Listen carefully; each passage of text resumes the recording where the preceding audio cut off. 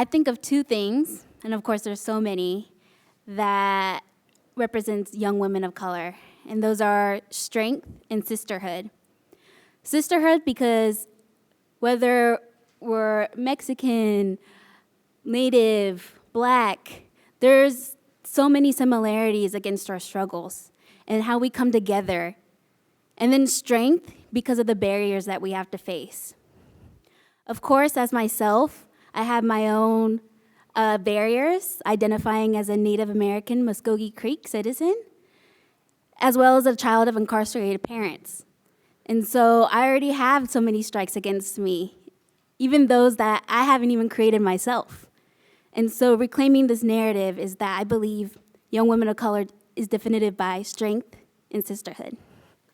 Right, so when I first started, I said that I'm a child of incarcerated parents.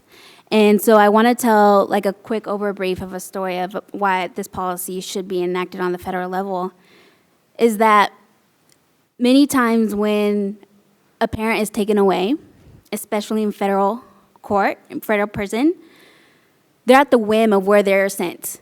It could be in-state, it could be out-of-state, it doesn't matter. And it definitely doesn't matter. It's not up to the child. And so that just creates another barrier to the affection between a mother or a father between a child.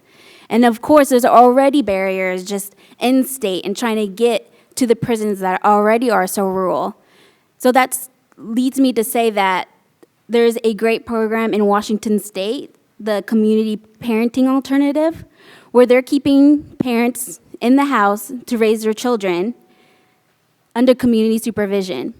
And I think those policies that are keeping the kid in mind, because of the so many statistics that are stacked up against them once that parent is sentenced, such as mental health, not finishing their education, teenage pregnancy. There's so many issues that comes to having a parent incarcerated.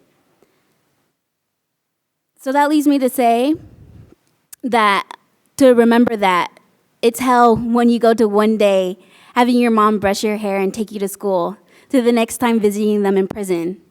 And so to keep those policies in mind of who is impacted is not just the person, it's the community, it's the family, it's the kids.